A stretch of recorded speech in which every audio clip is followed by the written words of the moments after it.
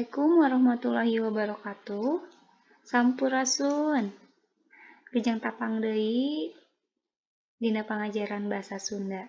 Mugia hidup sadaya aya dina kaayaan sehat walafiat. Dinten ayeuna Ibu baris masihan hiji pancen atanapi tugas anu aya pakaitna sareng materi wawacan kamari. Tugasna nyaeta ngadamel hiji video hidup nuju macakeun pupuh. Jadi aya pupuh kinanti, aya pupuh sinong, aya asmarandana.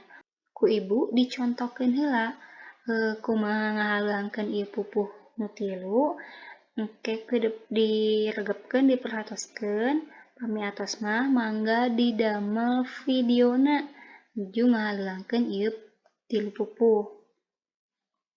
Pupuh kinanti.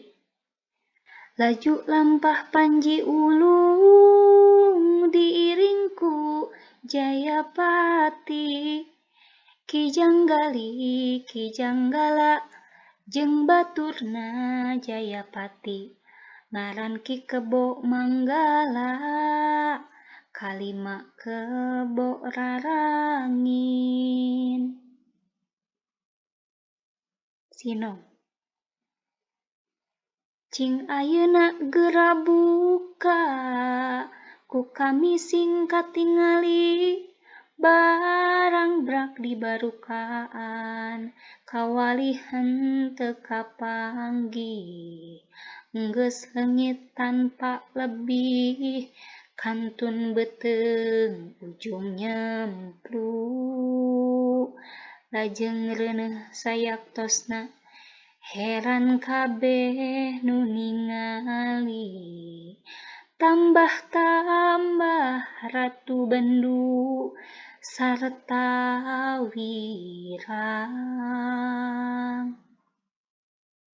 Asmarandana.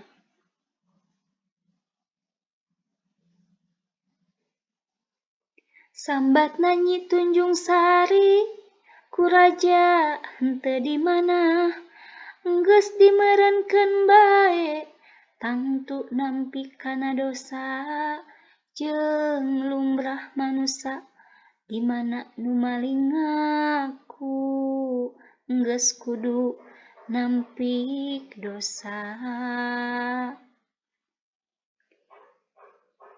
Tamacakeun atanapi ngahaluangkeun pupuhna sapertos kitu, mangga didamel videona, dikintun linkna hungkul dina Cibiti atanapi LMS sakola.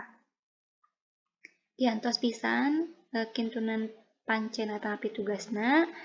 Sakitu heula dina dinten ayeuna. Wabillahi taufiq wal hidayah. Wassalamualaikum warahmatullahi wabarakatuh. Hatur nuhun sadaya.